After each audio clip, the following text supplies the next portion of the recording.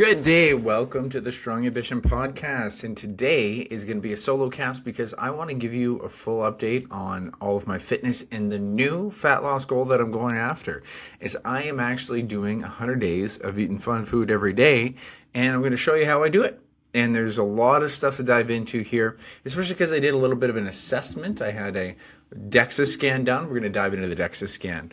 I actually even got a metabolic cart test, so I got to determine or figure out a relatively accurate way of knowing where is my resting metabolic rate.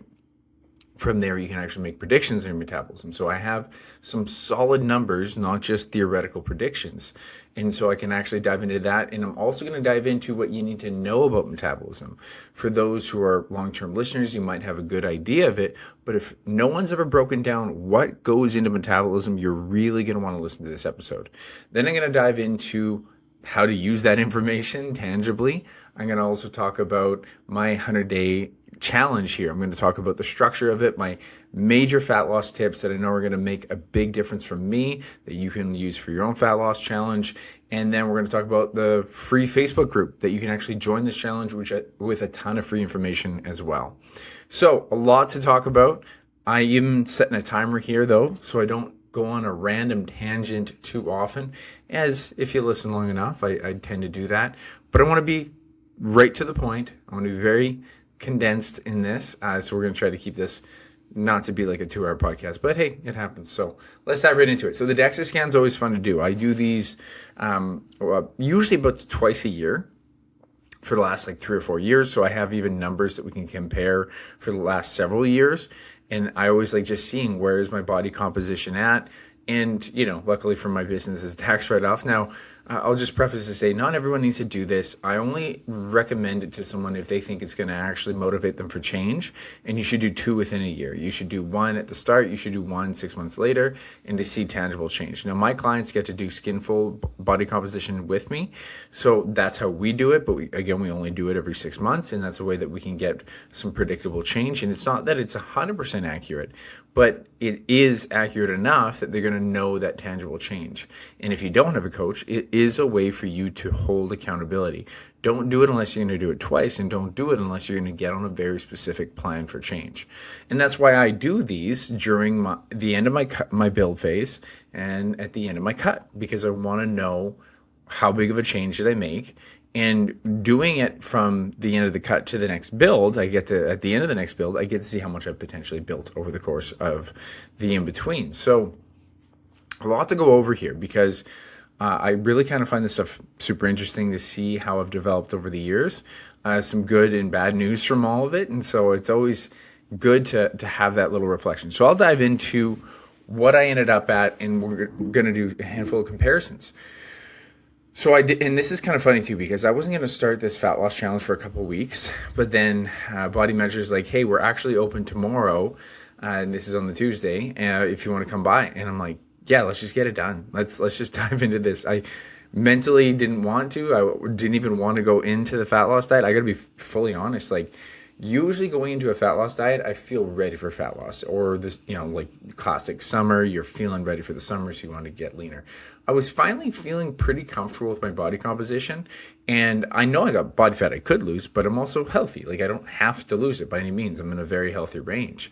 So it was funny that I had a lot of internal resistance here because I was just comfortable and I was getting used to doing a decent job maintaining my weight.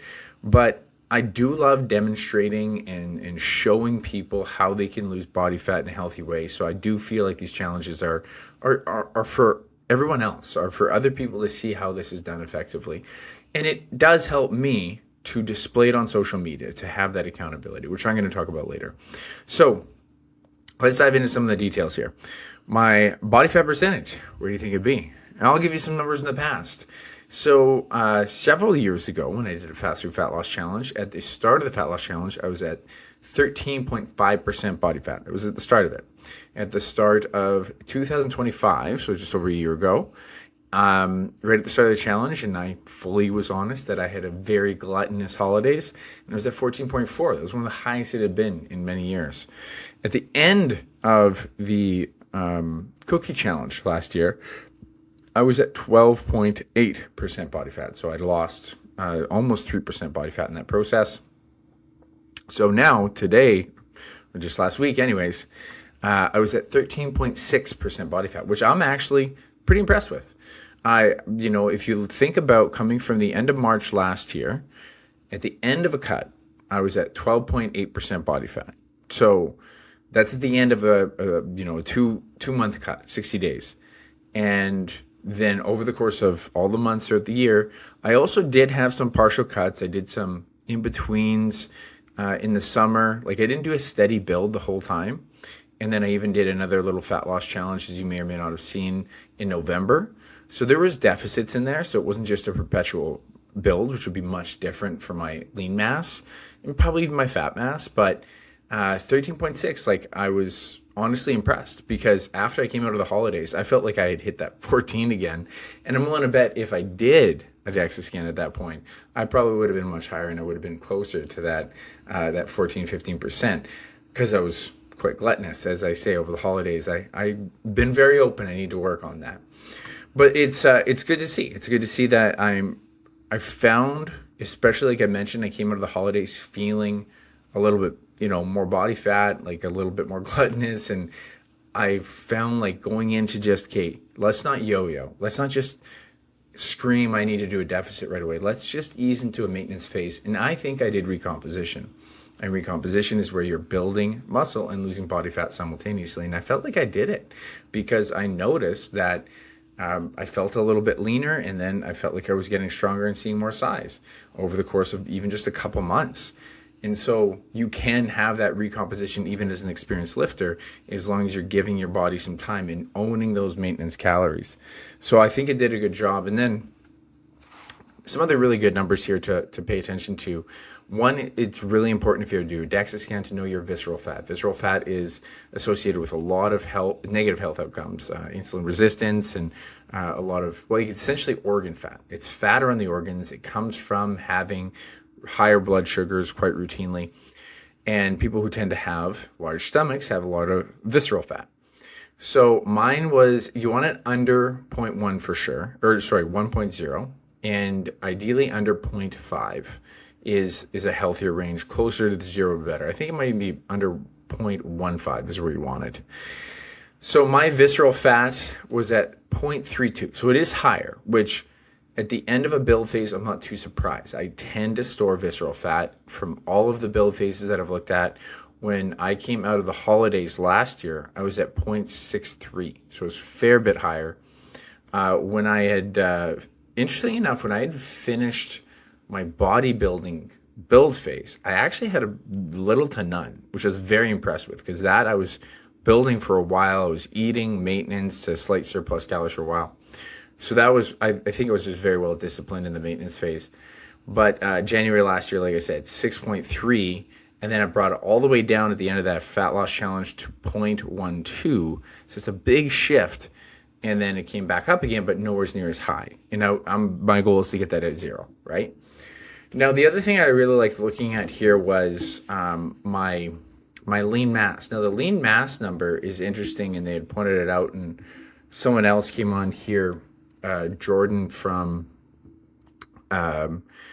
Smith, and he was the one who talked about appendicular lean mass, if you remember that episode. But basically, he was talking about when they assess people's body compositions, they don't just look at lean mass purely, because it's super important when people talk about this language so loosely. Hey, I built muscle. Hey, I lost body fat. And they very quickly jump to what the muscle is doing without really recognizing that you don't know 100% that it's muscle. You don't. It's lean mass, not fat mass. You can tell me what fat mass is doing, but you can't tell me what lean mass is doing with even a DEXA scan, because it's all association. It's all just estimations. Now, if you're going to look at the whole body, that includes the trunk, and that can include water, that can include carbohydrates, that can include food in the digestive tract, anything other than fat mass. And so when you include the trunk within the assessment, it actually can sway the numbers a fair bit. Then what Jordan Smith was talking about, and they even discussed with me at Body Measure, was appendicular lean mass, which is looking at the legs and arms. And so if I reflect on that over the years, it's really interesting. At the start of last year, My arms were at 28.8, which was great. I was trying to grow them last year. I was pumped to see that. My legs were at 67 pounds of lean mass. And then when I finished my cut, my arms did go down a fair bit. They went from 28.8 to 26.5. But I was doing my powerlifting meet at that point. So I wasn't doing any arms. If you don't maintain the volume, and I discussed this when I actually got that result before, you can lose what you don't try to maintain. You can lose some of it, not all of it. Like it only went down to 26.5. And then just recently, I went to 26.9. Now, again, I wanted that number bigger given that I was trying to build, but I didn't do anywhere near the volume that I did last year on my arms. So I'm actually happy that it built, especially, again, 2 different deficit phases after that March measurement. So it's not a perpetual build. I built a little bit, and I'm not focused on as much building as I honestly inherently want to. I just know it's not the main thing I need to do. The legs were pretty interesting, actually, because the legs went from 67, and this is before. This is last year. Okay, so 2025 January when I did my assessment last year. 67 pounds of lean mass. So I'm in powerlifting training, end of a build phase, and getting ready for the powerlifting competition. And I didn't lose much. I went from 67 to 66.3. So that goes to show you, look at how much the arms dropped. The arms lost over 2 pounds, and the legs didn't even lose a full pound because of the volume, because of the intensity and the attention that was going into my legs. Then my legs here in February are at 69.8. I think it's probably the biggest they've ever been. And so it's super interesting because I actually would say I haven't done a ton more volume. I've been keeping my volume actually a fair bit lower.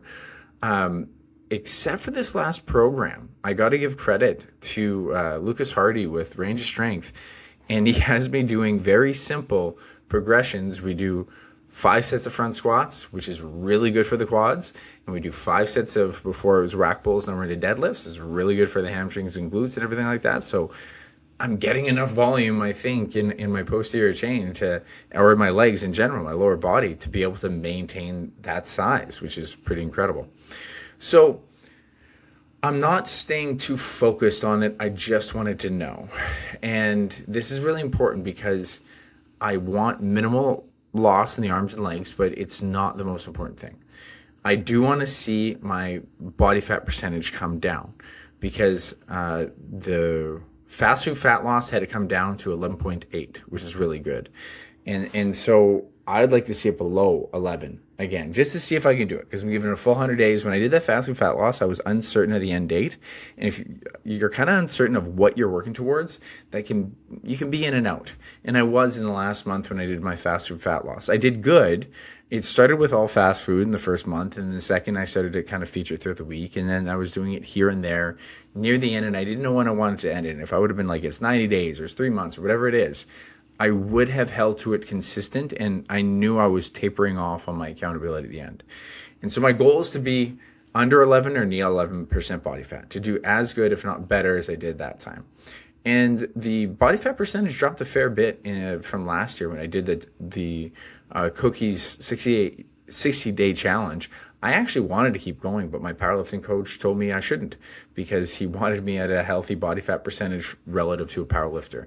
And so that's why I even ended up wanting to do another fat loss challenge later in the spring, but I didn't really quite commit to it. I was just too indecisive at the time. But this time, committed to the 100 days, as uncomfortable as it was, and I think it's going to be very helpful for me. So this is all really good information, and it makes me, again, really assess where my goals are, and just make sure that I want to maintain my legs, I want to maintain my arms the best I can, but it's not the most important thing. My last solo cast, I came on here and talked about this, and I want to talk about it again. I think everyone can learn from this concept. This came from Chris Williamson, so I always got to give credit, but this is really ringing in my head, and I think this is something that can help you. If your life is a movie and the audience is yelling at the screen, just like they say, don't go in there, he's not good for you, You just got to quit that job. Like, what is the audience yelling at the screen that you know is obvious to the audience and even you, but you're ignoring? And so I started to really take that. What is the audience yelling at me for? And you should ask yourself, like, sometimes it's the strength that you already have, or it's the thing you're already good at that you're just paying too much attention to. And you're not paying attention to the weakness that you're just constantly, the work that you're constantly trying to avoid. What is the thing that you always lean into because it makes you feel confident about yourself, but it makes you actually push away and feel righteous about pulling away because you're weak in this other category in your life? Like, you might be really good at your job, so you're going to put extra hours in at your job and you enjoy it, but then you're not taking time to go exercise. You might be really good at some element. Maybe it's just even taking care of your family and keeping things clean and organized, but you will not do your own meal prep. And so ask yourself, what is the strength that you're unwilling to sacrifice for your weakness? And this is something that I had to actually recognize myself. And so my audience is yelling, as funny as it sounds, you're big enough. And it actually keeps coming up because I'll want to spend extra time just doing lifting and all this stuff when actually I should do more time stretching because I can't move good enough. And this is helping me really recognize that I am what's in my way. This doesn't mean I'm big enough. I always say this too. It's like, I'm big enough for now. And so this is something that you can reflect on for yourself. The strength will become empowered by the weakness only once you turn that weakness into a strength. So instead of stepping away from, maybe it's the housework or your job or whatever it is, maybe once you get your nutrition and training in line, you're better around the house, you're better at your job. So if you lean into that weakness and you just accept feeling not good at something for at least 3 to 6 months, and that's exactly what I'm going through myself, you'll recognize that that empowers it down the road. And because right now I'm big enough for now, I'm strong enough for now, and I still am building strength in this program, by the way, I'm at least trying to focus on, okay, well, if my shoulder's better, how much longer can I bench press for? If my hips are more agile and flexible, how much longer can I do powerlifting and do high intensity sports like boxing if I pay attention to this now instead of putting it off before it's too late or the injuries get worse? So really focus on what is the weakness that you're not paying attention to now that could actually make you 10 times stronger in the future, and just own it. What is your audience telling you? Listen to it and let it guide you, because it's guiding me. It's routinely, I had actually set out, my theme of the year was supposed to be like something along the lines of even more efficiency. And it had a good idea behind it, but it didn't really come up like I wanted it to. The one that still comes up for me, and if you didn't catch the episode, basically what it is the theme. It's a phrase that's going to keep coming up, and you can use it to direct your actions routinely throughout the year. Instead of having a New Year's resolution, it's actually a New Year theme, and it's just a phrase of direction. And so mine last year was decide and deal, and that's actually still coming up. I'm still having moments where I'm like, do I do this or this? And it's like, just decide and deal. And it still comes up, and I actually love it because it helps me empower my choice without getting crippled by indecision. And the more recent one, as I just mentioned, is you're big enough for now. Like, just sometimes I can step aside from this and just focus on more of the healthy behaviors that I've been ignoring, like stretching and mobility work that are heavily discomforting for me. And so I hope that helps you. I hope that's something for you to personally reflect on. Come back, the year's early. Like, come back to that idea. What's your theme? What is your audience telling you? And see if you can continue to make this year more in line with the strengths that you need to build. So let's talk about the other part of the test that's really interesting, which is the metabolic test. So I did a resting metabolic test. So just so we can clear up some language around this, there's a basal metabolic rate, which would be like your technical solid, like you do nothing all day. That's where your basal metabolic rate is. But usually you're going to test someone's resting metabolic rate. It's relative to that day. And technically, your RMR would go up depending on, let's say, if you strength train the day before, or if you haven't trained the day before, that changes it. So that's actually something I had to do going into this test, is I couldn't do any strength training. I couldn't have any caffeine, and that was miserable. But that's one of the requirements, because that could raise your metabolic rate, which is, kind of helpful for fat loss, but not saying to just get hopped up on caffeine when you're doing fat loss diet, but it is impactful to it. And so my resting metabolic rate, it was interesting. You essentially it's called a metabolic cart test. And so you put a hose in your mouth and they plug your nose, which already kind of threw me off. It's just the nose, because I'm such a nasal breather. I don't breathe from my mouth very often when I'm at rest. And so that made me uncomfortable. But they try to make you comfortable, sit in a room, play some chill music, dim the lights. So you kind of get bored for about 10 minutes.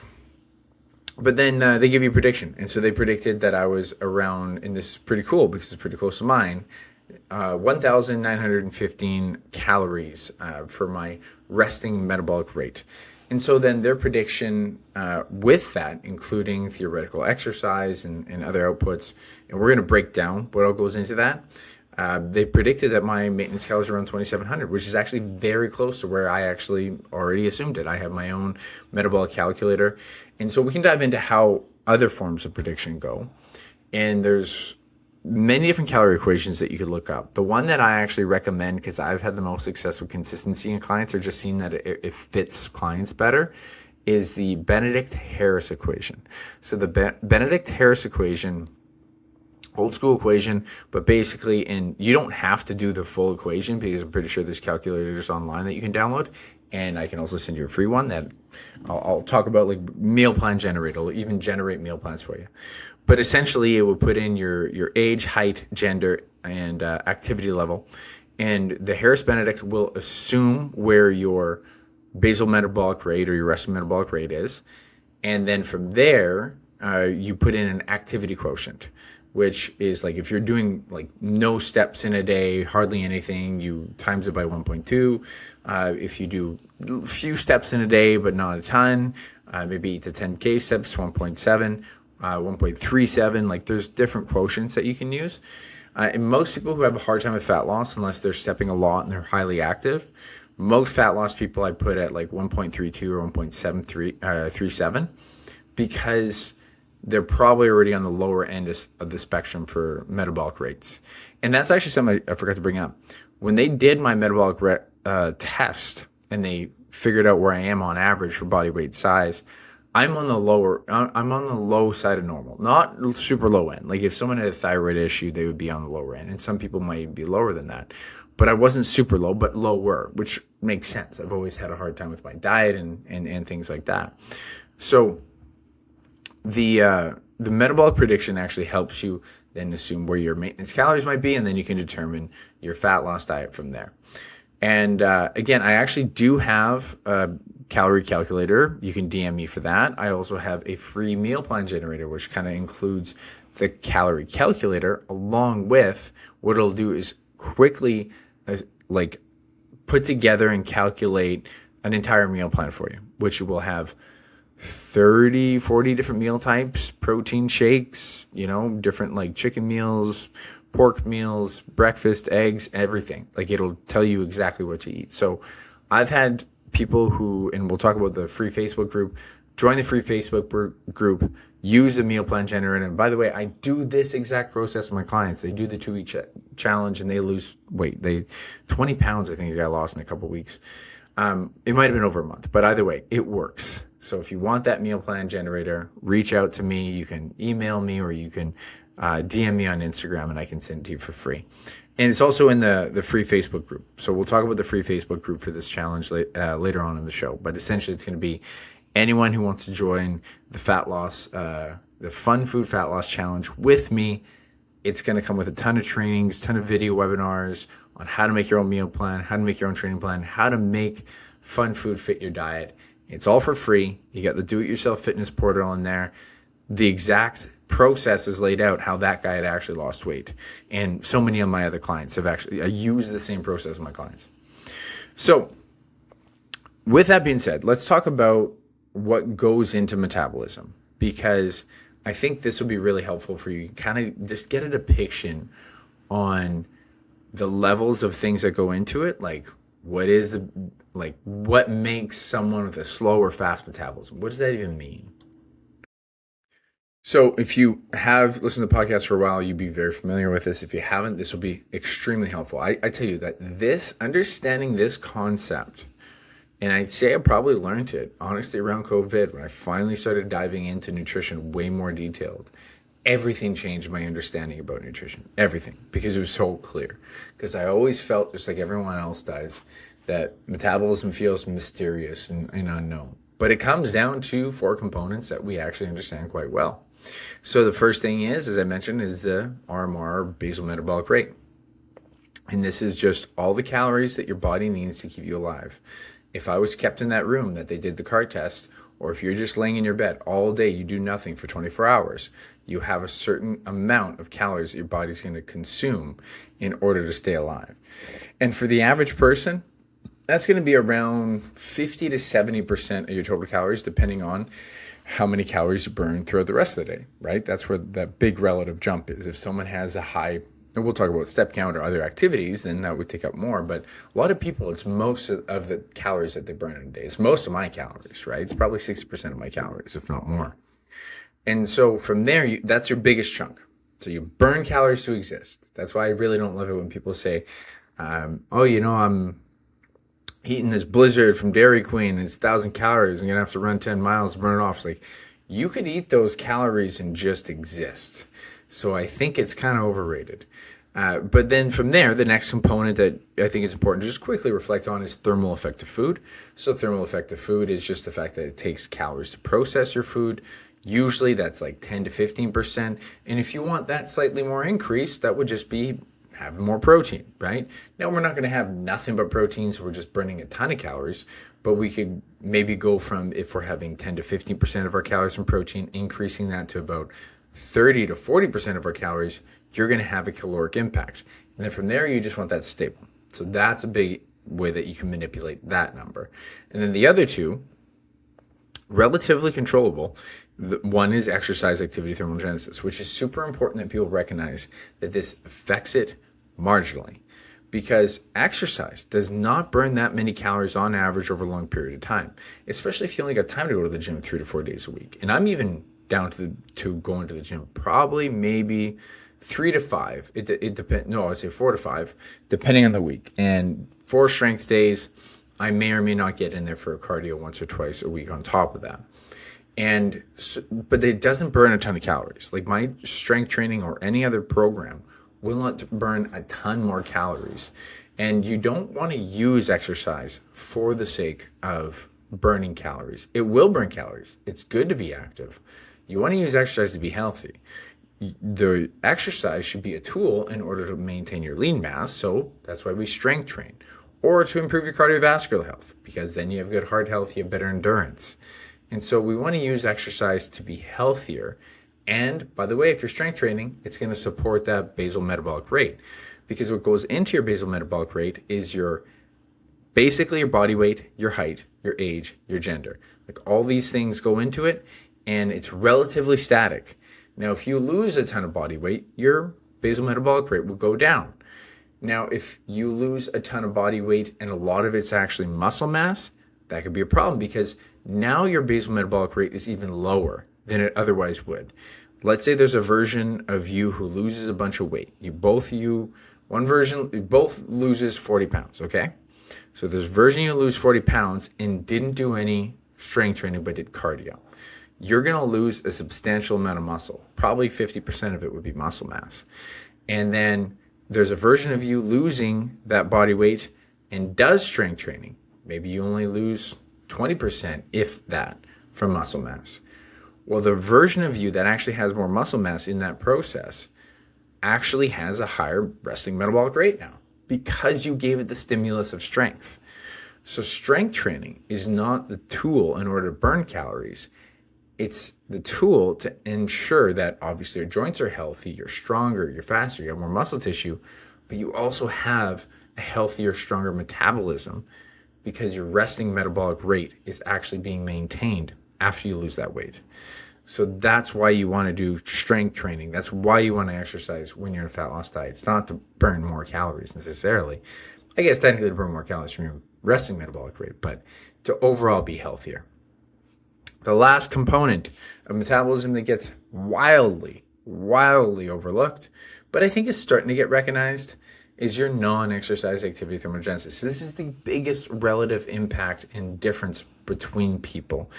Everyone wants to believe it's a lot more internal, and there is internal components I'll talk about, but it is a lot more controllable than we recognize.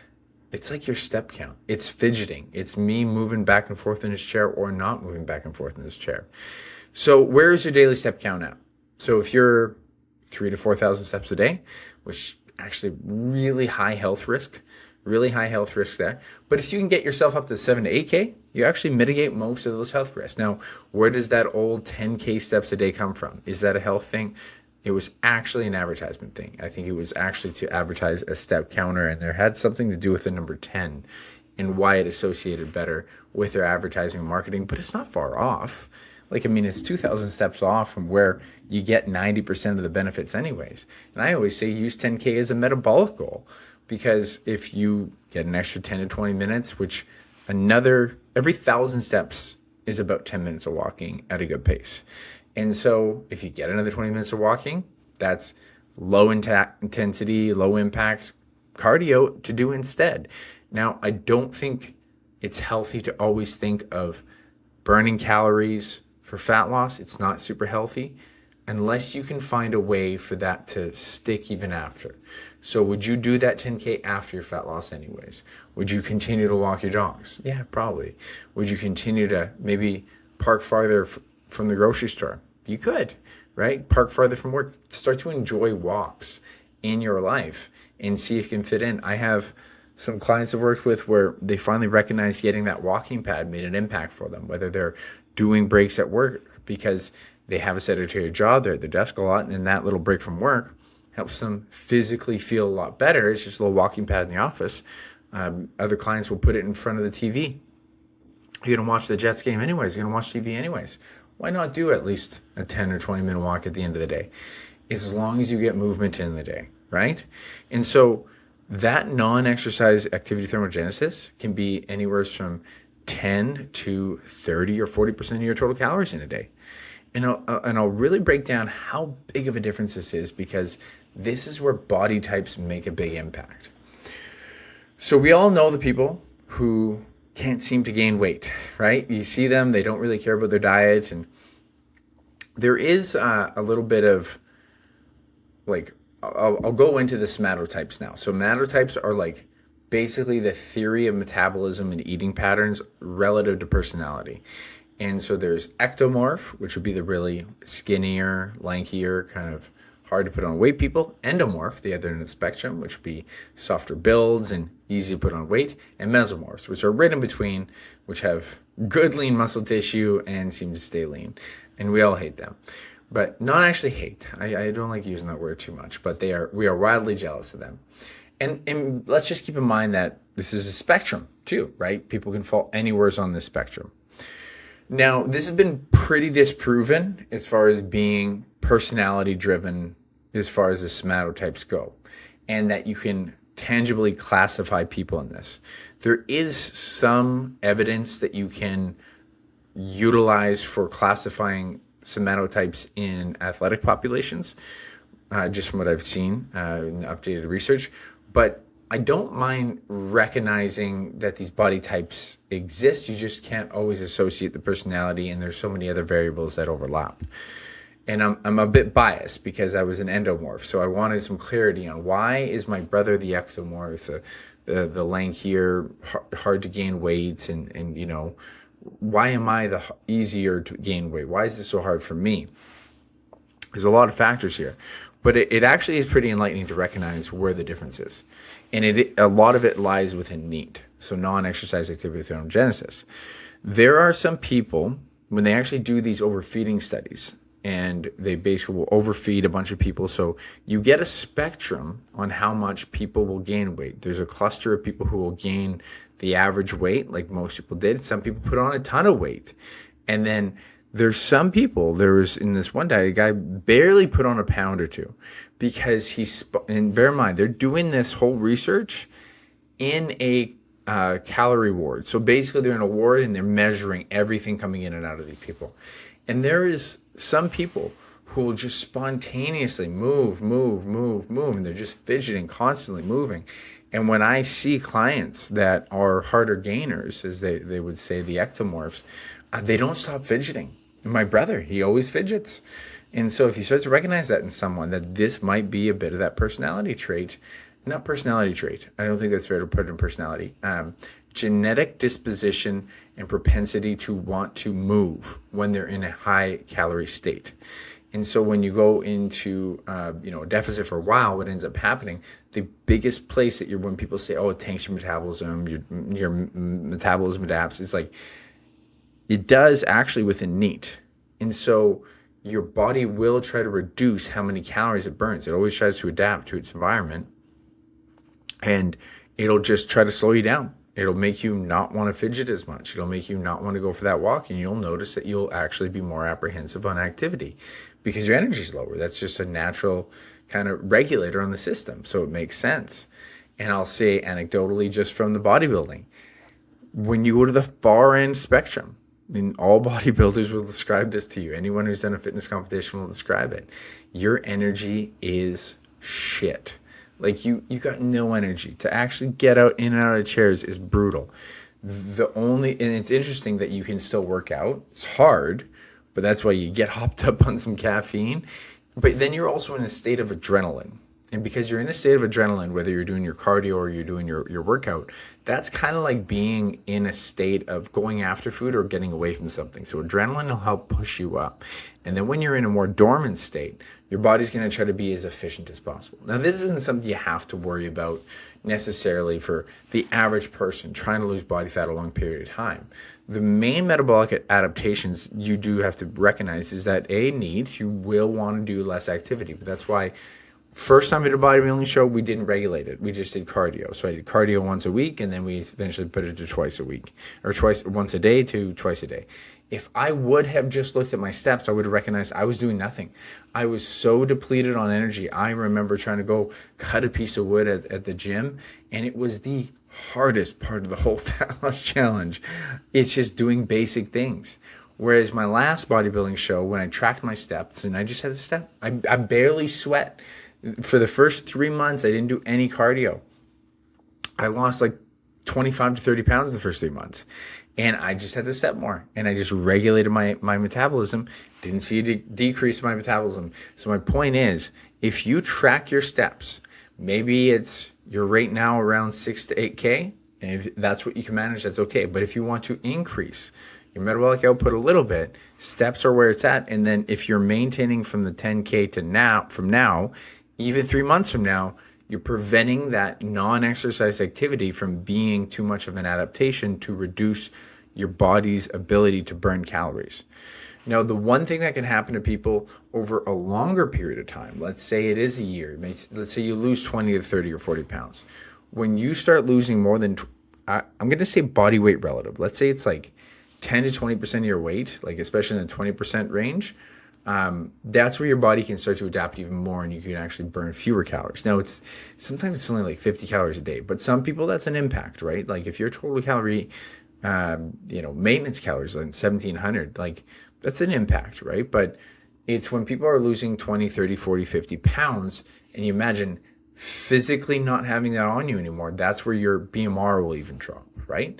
So hopefully it gives you a bit of a depiction on how all of these kind of work out. And I think it's super important people recognize the control you have for your metabolism. So I'm going to go on a bit of a tangent on this because I think it's valuable for you to appreciate. People should stop playing victim to their metabolism because it's literally you. You should just own it. If we know that your metabolism comes from your BMR, your thermal effect of food, your exercise activity output, and your non-exercise activity output, those are all controllable factors. If you're strength training, you're going to maintain your muscle tissue. That'll help your arm more. If you're eating enough protein, your thermal effective food will be decent. If you're doing exercise, strength training, you're actually then putting that out at least once or at least 3 times a week. If you're doing at least 10K steps a day, you're controlling this all to the best of your ability. So that's all controllable. And then from there, we don't have to act like it's a mystery. We can say, these are the behaviors I need to have the strongest potential in my metabolism. Why are we acting like it's a mystery? It's all right there. It's all right in front of you. It's actually tangible. It's something controllable. Isn't that empowering to know that that's what it is? Isn't that great news that, hey, if this is all I can, if I can actually control this, I can do these habits, strength train, eat enough protein, walk 10K steps a day, get enough sleep so I have the energy to do all those things. That's really empowering to know if I do those things, I'm now in control of my metabolism because I am those things.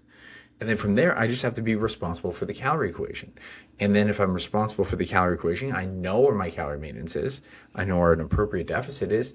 Just sustain that over a long period of time. Now, I'm saying simple. I'm simplifying it because it's still so hard to maintain it. But we don't have to act like it's a mystery. We can take control and we can own it.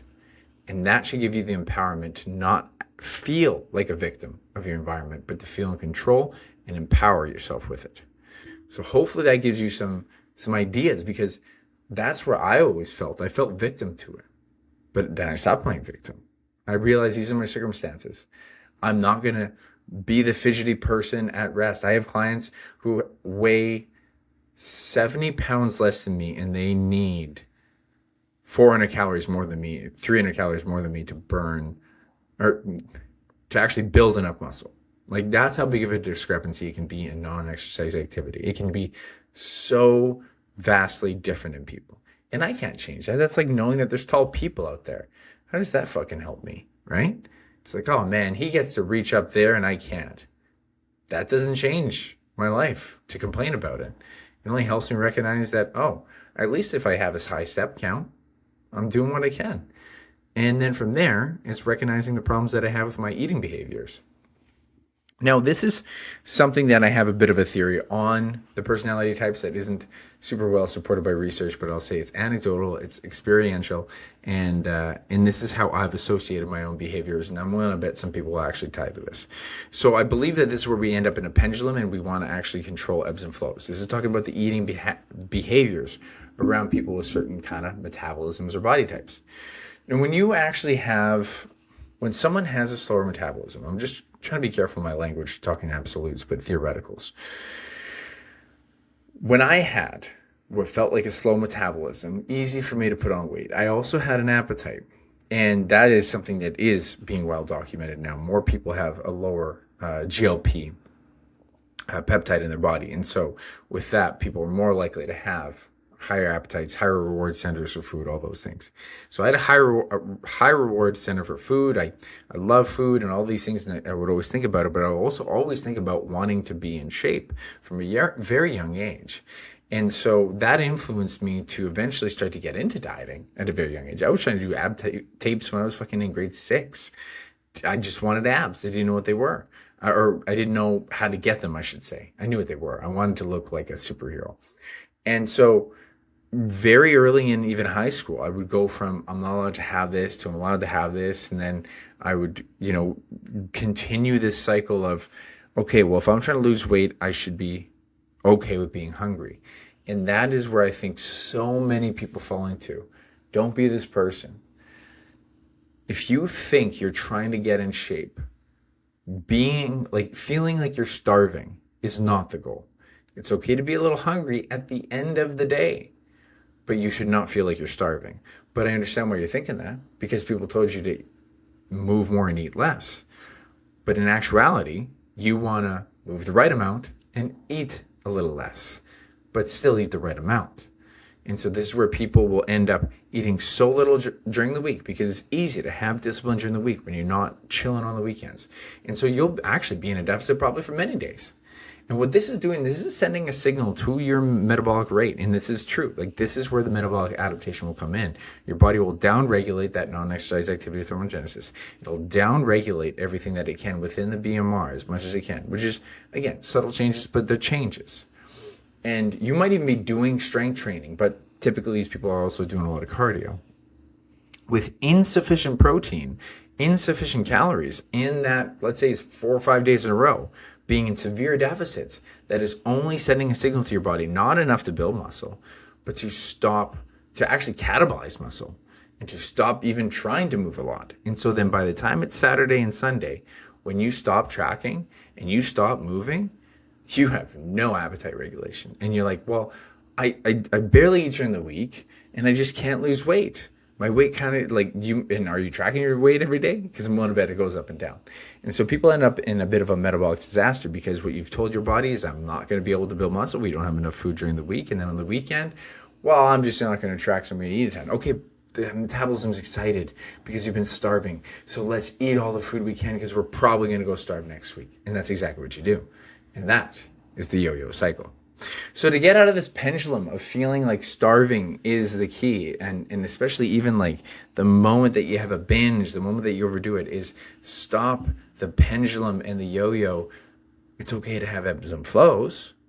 And an ebb and flow means that maybe try to aim for 5 deficit days, slight deficit days, and then have a couple maintenance days. And that was something that I built skills into way later on, because when I was ever in a fat loss diet, it was always, I had to be 100% there the whole way. And I found including maintenance days made it far more sustainable and enjoyable. There was less pressure on social occasions. It slows down your fat loss because if you have a maintenance day, that is not forward or backwards. It's just staying where you are, which isn't also unhealthy. If anything, people who tend to be yo-yo dieters don't know what their maintenance calories feel like. And so it's super healthy. And I would say if you have long-term fat loss goals, you absolutely should plan diet breaks.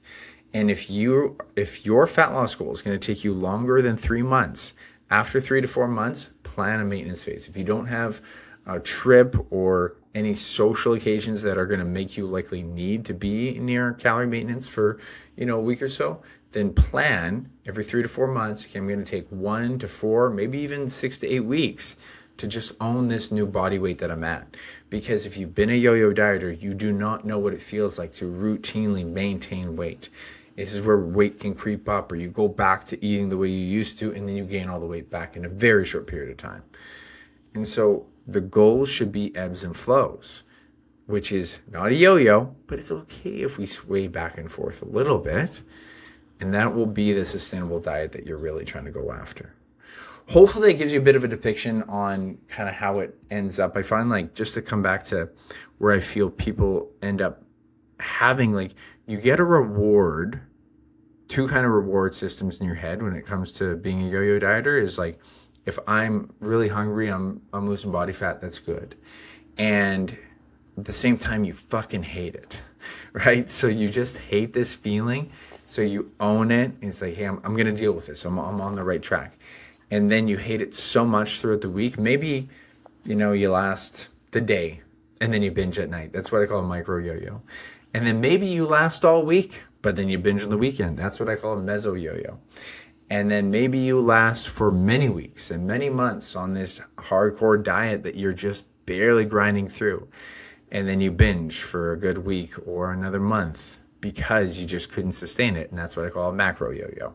So no matter what, you're getting into this essence of, I hate this deficit, but I got to grind it, to, fuck, I love the feeling of being so full. You just do. You just love the feel. I know I do. I'm the same. The feeling of being full is so good to me because I've always pushed into deficits, and I pushed into deficits in a bit of a self-loathing way, in this way that I hated my body and wanted to get in better shape. When you can start to find deficits that don't feel very difficult, and I would even say making a shift in your mindset of, like, when you're experiencing a deficit, be like, it's okay, almost like being at peace with it. It's okay to feel hungry. Like, we can get a little alarmist and be like, oh man, I hate this feeling. Like, it's okay. I'll live. And a really effective deficit is you feel full enough. Like, literally the word enough will be there. You feel full enough throughout your meals, enough energy throughout the day. And then at the end of the day, you go to bed thinking, yeah, I could eat, but I'm not starving and it's not going to ruin my sleep. That is an effective diet strategy. And that's something you want to find. And even being so at peace, and you have such a good system with setting up the right protein, calories, fiber, micronutrients, that even after your fat loss diet, you'll keep to this diet. And even after this fat loss diet, if there's periods in your life where you'll be willing to do a fat loss diet again, because it's not that bad. And it's not bad to go through periods. You go through a build period, you might put on some body fat, and then you can reduce the calories again. And that doesn't terrify you. That'll tell you that you're on the right path and you're using the tools that you should for a sustainable diet. So hopefully I gave you some good depictions on understanding kind of where metabolism sits for some people, how some people can just have these fast metabolisms, how some people can have a lower metabolism. But when people start to act like calories aren't a real thing, the one thing I ask is, give me evidence in scientific research where it has been totally disproven and a person does not burn the calories, that it isn't a real evident thing within the calorie equation within a controlled environment. Now, some people say, oh, I track calories and I didn't lose weight. It's like, then you got to question how well you're tracking the calories. Are you weighing out the food? How long of a time period did you do it? Are you weighing your body weight every day and noticing that there's fluctuations? It's okay if it goes up and down. Are you taking in consideration whether or not you started strength training? Because if you strength train, you actually can gain weight. So I see a lot of people my clients will go through plateaus. It looks like plateaus, but then I say, hey, don't forget to measure your waist. They measure their waist and their waist is going down. Their clothes are fitting better. Well, that's called recomposition, right? So there's so many people who try to fight the calorie equation. I think it's getting more understood that it's a real thing. So hopefully you sit on that camp, because there's just great tools to recognize. So hopefully that helped you understand your metabolism, because remember, you can own it. So I want to change stations here, change topics a little bit into giving you more of an update, as I had kind of declared my maintenance challenge. I want to be very open and talk about my mobility challenge as well. But let's talk about the maintenance challenge. And so basically, this was back in January when I did my New Year's episode. And I just recognized I needed to own my weight. Now, I did mention, I did a pretty good job of it. It made a big difference for me. And I got to recommend that people do more maintenance months and see it as a challenge. It's a challenge to see it as a challenge, because I always use the analogy that it's like climbing a rope when you're trying to lose body fat. It's very difficult, but you're accomplishing something. So you can, just like you seeing new heights on a rope is kind of like, seeing the weight go down. You're seeing your body fat come down, like seeing yourself in the mirror. It's accomplishing. It's slow, it's steady, but all of a sudden you're seeing new heights, and it's so inspiring. Your hands are tired, everything's tough, but you're seeing new things. Then you're going to get to a certain height, and then when you want to maintain, we say, hey, just hold on there. Okay, I just hold, that's it, that's all I do. Yeah, just hold on there. And my point of this analogy is, on that rope, you're still holding, and your grip's probably fucking tired, might even have some sores on it. And your lats are probably fucking burning. Your core is burning. But we're telling you to hold on. So that's not a very easy thing to do. But it is super important for long-term sustainability of this. That's why I think it's helpful to take the maintenance days occasionally. For some people, straight deficits work better. But for others, I think it's super helpful, especially when you're trying to include more social occasions. And you recognize how you can include that and still just have a maintenance day. And to take maintenance weeks, to take maintenance months, to actually be like, hey, I can own my weight here, get comfortable with that amount of food. Because I'll even mention, as a person with a high appetite, I'm still hungry on a maintenance day. So I need to practice that with whole food, to actually be like, okay, this is where I'm at. This is enough food. Because otherwise I might just go into binging again. And I'll be totally honest, I did really good in January. More so near the end of February, it started creeping up again, and it reflected in my weight. I got snacky. I'm not as bingy anymore, which is, I think an accomplishment, but a new task. So when I say that, like I used to have full on binge eating episodes, I'm talking like I could eat more calories than a person needs to exist in an afternoon or an evening. Now, it usually came from smoking weed. Uh, Sometimes it didn't. So I just go back to what I was mentioning before. I love the feeling of feeling full and just having no boundaries to it. Weed would massively empower this. And I don't really smoke weed at all, or hardly at all anymore, because it happens. Actually, as a matter of fact, at some point around January or December, I went and smoked, and certainly something similar happened again. But my main thing is to recognize that this goes back to my adage a little bit of you're big enough, because I would let myself hear this idea of like, well, you might not grow muscle as much, man. And I don't think that's inherently as true as I think it is. Like the amount of extra calories I might need if I was super static with it would be like maybe 50 to 100 calories more. And a lot of research is coming out to be like, you're pretty close to maintenance calories at the end of the day, and you can still grow at maintenance calories. So it was super helpful because it made me start to really own that, and I could see the recomposition coming in. So I think it's something I'm really looking forward to doing in the summer again. I just will say I got a little bit more complacent in the last few weeks. I think once I get close to a fat loss challenge, I end up full on last few days. Like I did my DEXA scan, several days, and I could have hedged my bets to lose more body fat. I'd have more evidence for this challenge. And I was still like, yeah, I'm not on it quite yet. Yeah, I'm not on it quite yet. So I was snacking a bit more. But the good thing with these challenges is they make me hold accountability. It makes me sit in and be like, hey, I'm doing this on social media. I'm showing up on social media. I'm showing it to my clients. I'm showing it to potential clients or just anyone that I can help. And so I hold better responsibility to not snacking as much and to keeping it balanced and controlled. And we're going to talk about some more fat loss strategies like that after. So my maintenance challenge went okay. At the end of the day, I learned a lot from it again, and I'm looking forward to doing it in the summer. So my mobility challenge is actually going very well. I think I talked about it in January, but I'll just reiterate that taking ownership for not enough communication with my coach was huge, and just sending him videos. I routinely do it. I could do another batch here, but like for the most part, as long as I feel like I'm getting benefit from the exercise, I'll send it to him. If I'm not sure I'm doing it right, I might ask him for a little bit of advice. But for the most part, it feels pretty effective. And my splits, I haven't taken another photo comparison in a little bit, but I'll probably do it at the end of this month because I'm in week 3 of month 3. And so he's, like I'd mentioned earlier, like he's got good strength training protocols. Like we're doing high percentages. We're doing 5 sets of 3 reps. And so I'm feeling really strong in the front squat. Deadlift really made my back quite sore, and I hadn't done conventional deadlift in a while, so that one really humbled me. I haven't had my back that sore for a very long time, but getting stronger there. Bench press has been tricky with the shoulder. And it's the only thing I'll be open and honest that it has done less for my shoulder mobility. I've done more extra work for my shoulder mobility.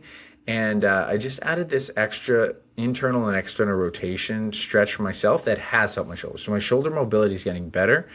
I just will give myself more credit than his program does. His program is still good for strength, so I'm not against it, but for the upper body. But it hasn't been super impactful on like I can reach behind my back better because of his program. I can reach behind my back better because I've been doing internal and external rotation antagonist contract stretches on top of his program. So it's what I've added in that's actually made the impact. So, I mean, I'm still on this mission. The one, kind of unfortunate thing is like it's sometimes helped my knee, sometimes not. I'm just really I'm now at the point where I'm enjoying the stress of stretching, which this is super valuable for people to recognize. This is what I've been talking about for so long, is like once a person feels that it works a bit, like once you see the weight go down on your diet, once you see that you can get stronger doing the pressing or the squatting, once you see 2 to 3 months, I'm making progress, then the feeling of the discomfort feels purposeful.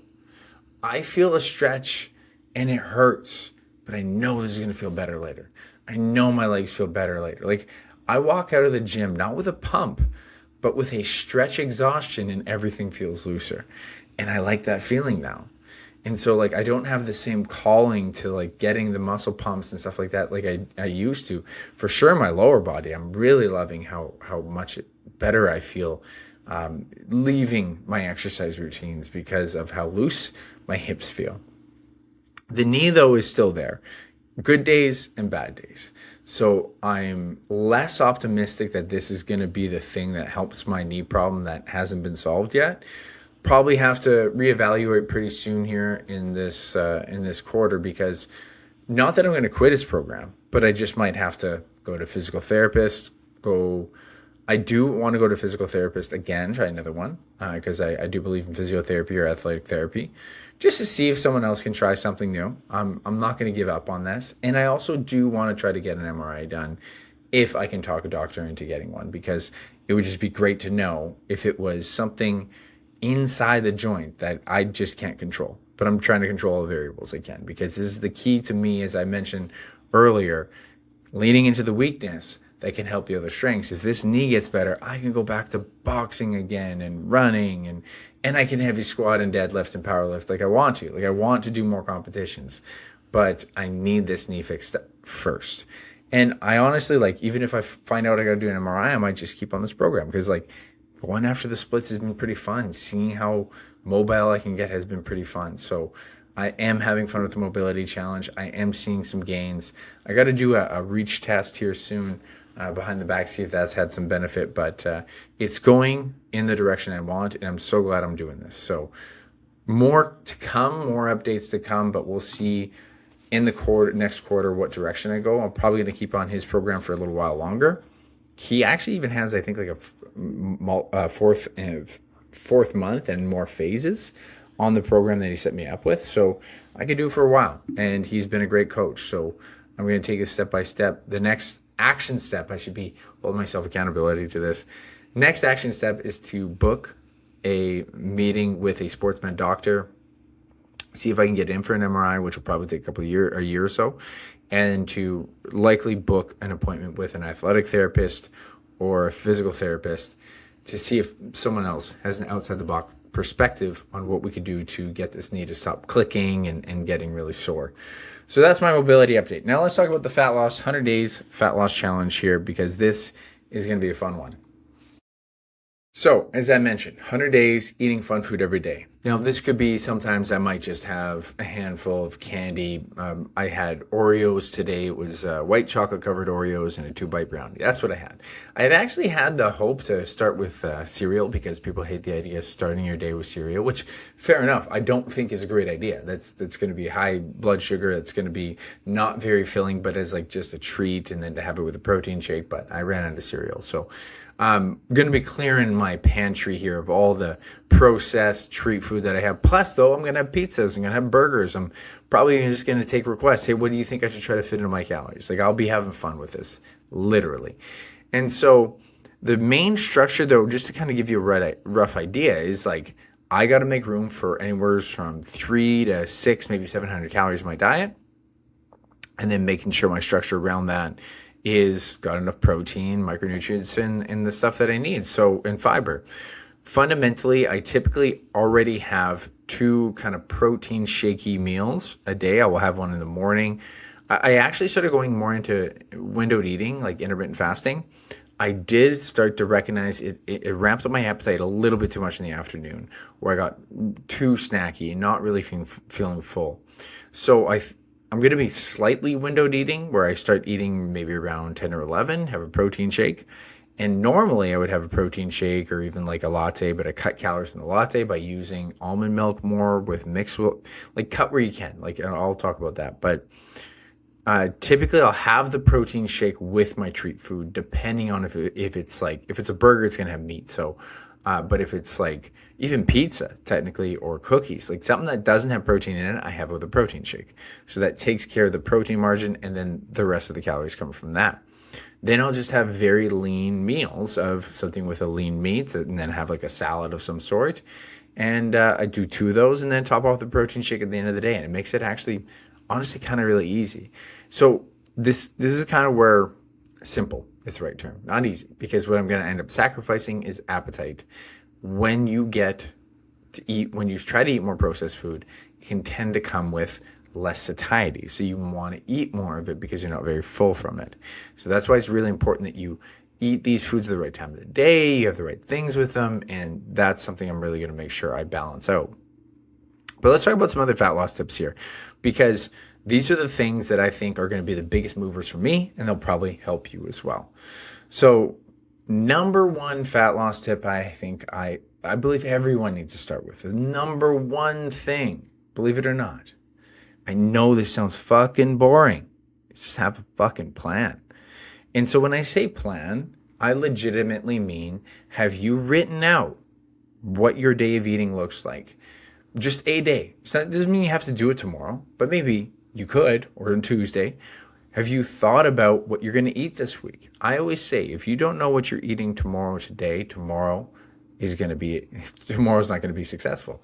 Unless you've already developed skills that like, hey, I know what I'm going to have. I have developed skills to know what I'm eating tomorrow, planning it today.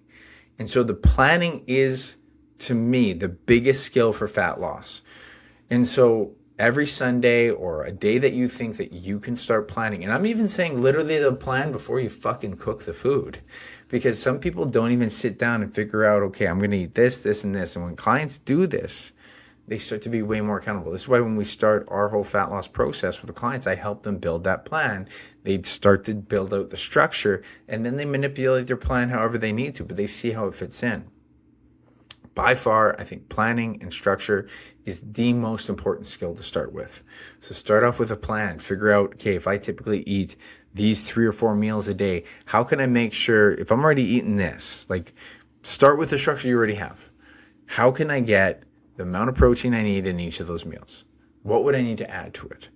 And on average, not everyone, but I'll say a high percentage of the population, if you're not hitting your protein number, all you need to do is have 2 protein shakes a day, and you can completely solve that equation.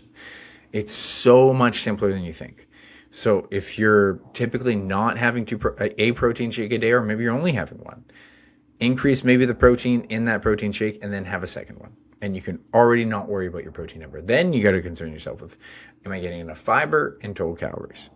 And so if you're not getting, at least for females, I think it's around 30 grams of fiber, 25 to 30. For males, it's around 30 to 40 grams of fiber. And so we want to distribute probably around 5 to 10 grams of fiber per meal. And so then the next thing I would say, okay, well, where's my total calorie allotment, and can I distribute that as my appetite requires me to? And I say like, as your appetite requires you, because you don't necessarily need, let's say, for myself, I have 2,200 calories, around 2,000 calories a day. I don't actually need 500 calories per meal. I need to distribute the calories so I end up at 2,000 to 2,200, but the calories where I need the calories. Because if I eat 500 calories before bed, maybe I'm a bit too full, but maybe I'm pretty hungry at lunch, I'm pretty hungry at supper. Wherever you're more needing that fulfillment of food, put the calories more there. I really recommend you distribute your protein. You don't have to distribute it perfectly. It's not the most important thing, but it does make an impact on your appetite. I think it's more likely if you can distribute the protein.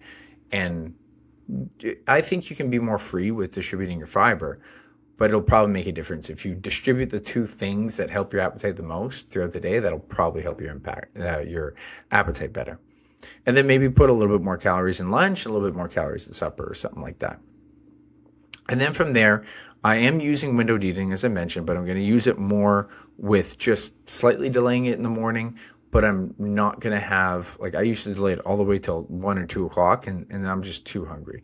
And I think I notice I get a little bit too snacky and bingey. So basically, I'm just shifting my protein shake a little bit later in the morning.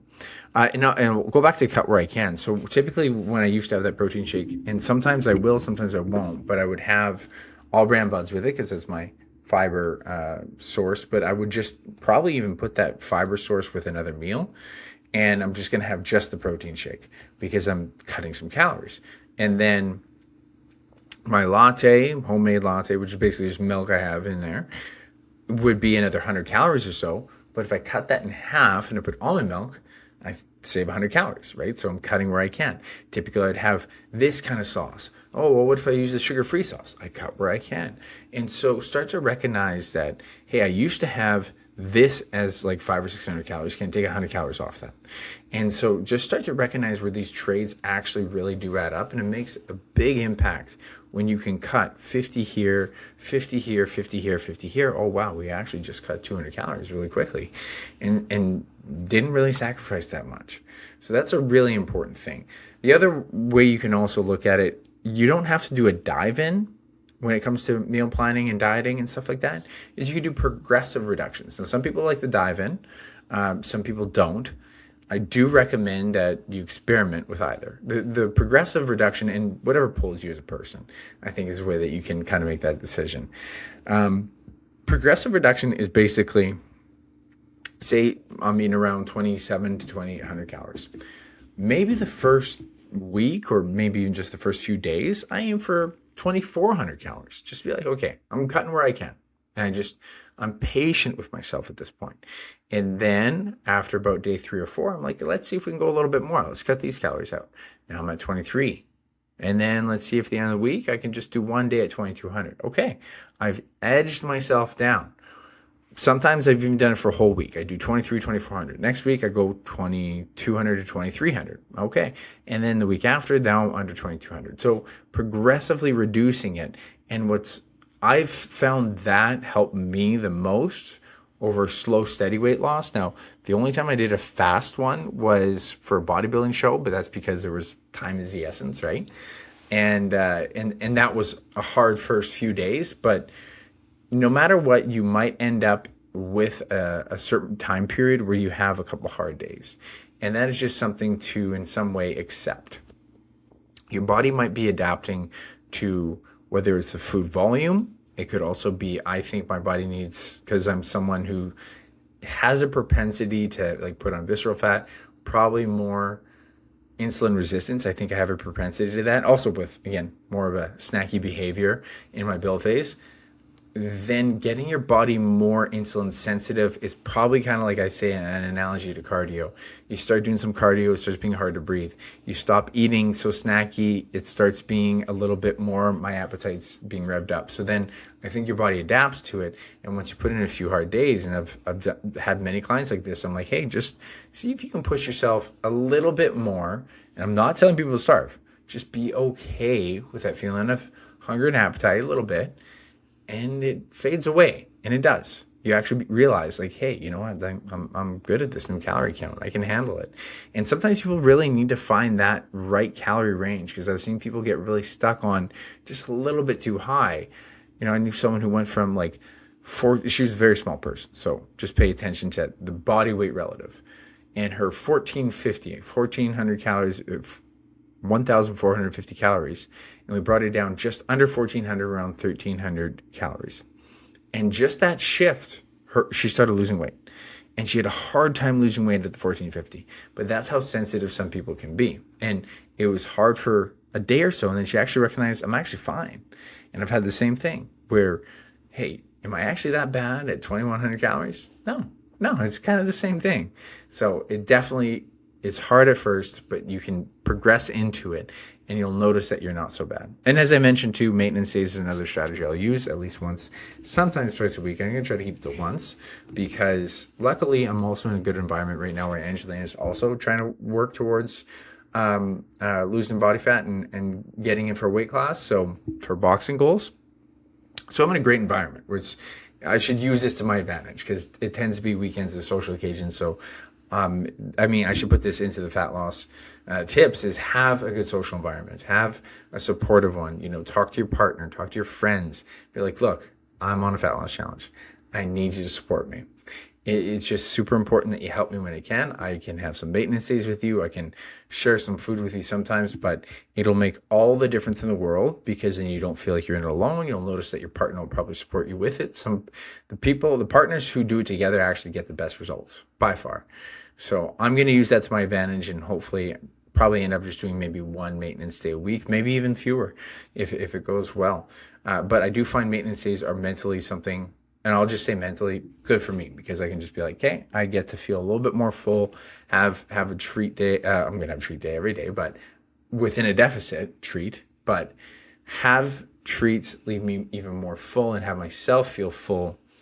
And then that helps me get back into, okay, I can get back into this deficit again. Another recommendation for people is a 2-week challenge. Now, I don't think I'm going to go into the full 2-week capacity. I might, but I don't think I will. I think I'm going to do it with one maintenance day a week.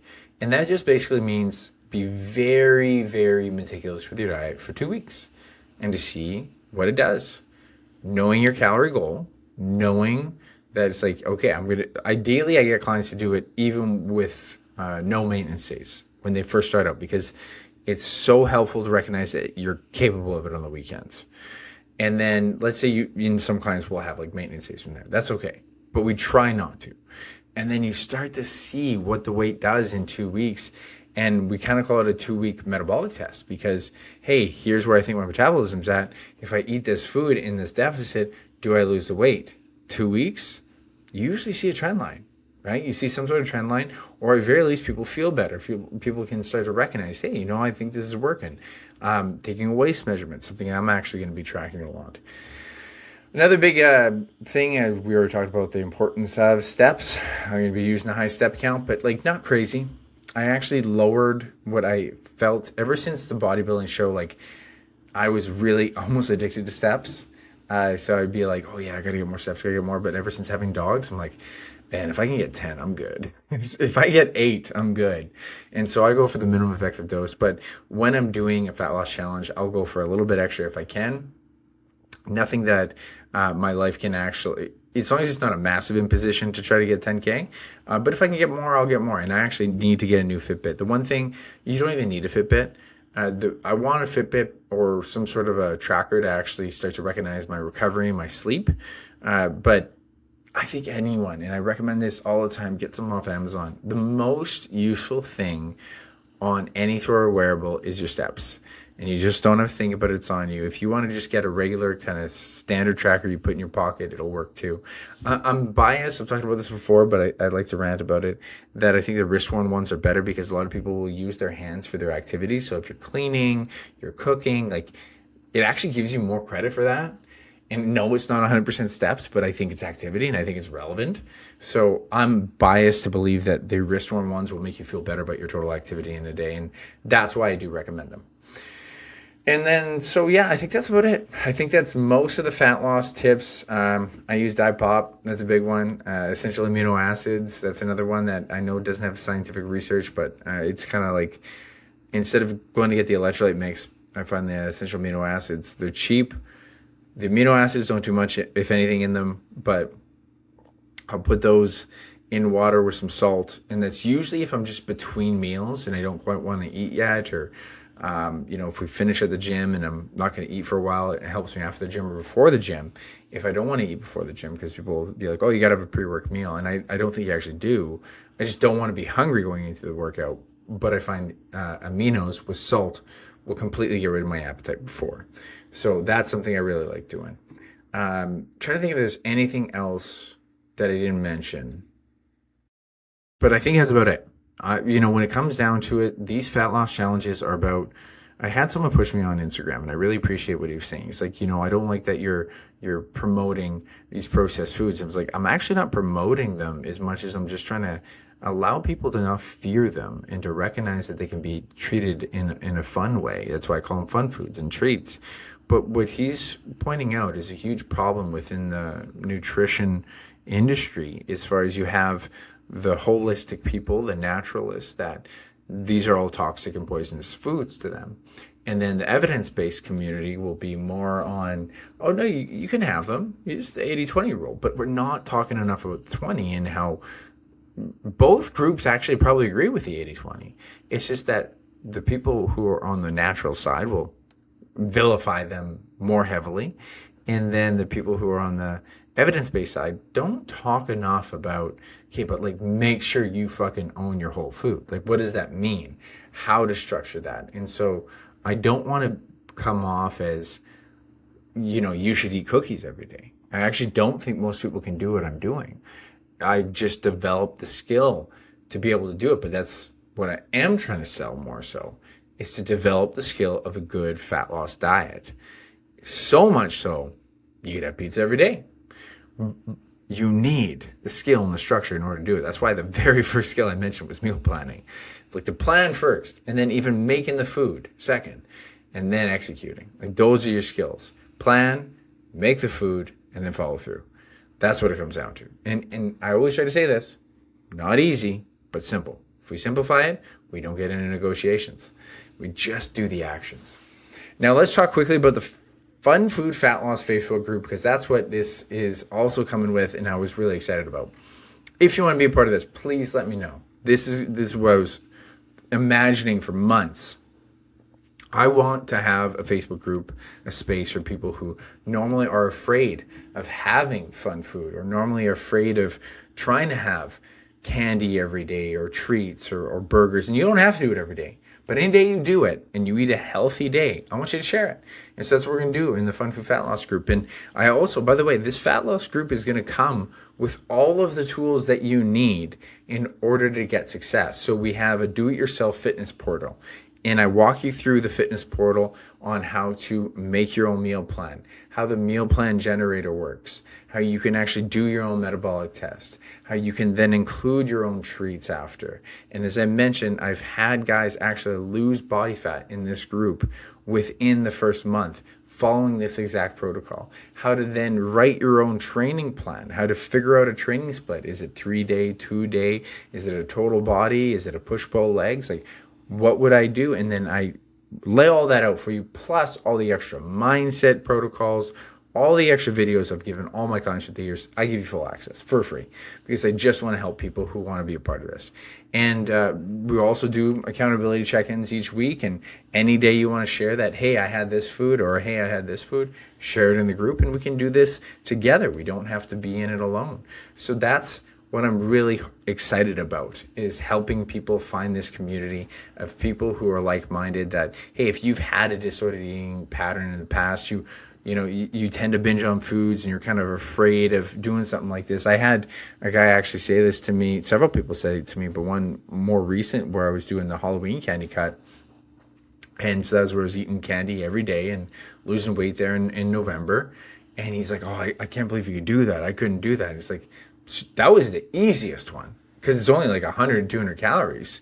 Like the cookie one was more challenging. Actually, the fast food fat loss, because it was so expensive. But honestly, it's just the structure that people are missing. And I want to provide that and the support so you can continue to show up and trust the path. So if you're interested in this, reach out to me on Instagram. Reach out to me on, if you're on my newsletter. If not, you got to get on that newsletter. But reach out to me. Get into the Fun Food Fat Loss Facebook group.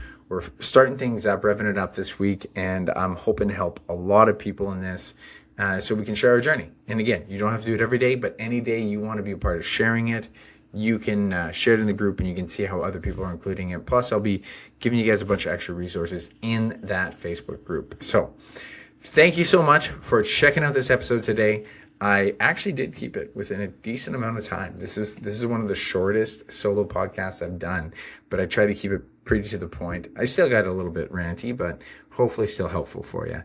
And I'm excited to help anyone out who wants to come into the group. So please share this too. Like, share this information about the fat loss group. If you know anyone, be like, hey man, my friend actually wants like maybe a free program that could help him get in the right steps. Share this group with them because I'm going to give them all the tools for free. And someone who might need to help their emotional eating habits, because that's what this is about. It's about helping people become at peace with it by giving them the structures I mentioned to be able to do so. And if you really appreciate this episode, made an impact for you, please make an impact for me and share it and leave a comment and a review, because that's, as I always say, how this little podcast grows. Thank you as a listener. I appreciate you so much for listening and continuing to listen to my rants and to help support this podcast. So I'm just here to help you chase your own ambitions, because life isn't about the pursuit of happiness, but rather the happiness within your pursuit. I'll catch you next time.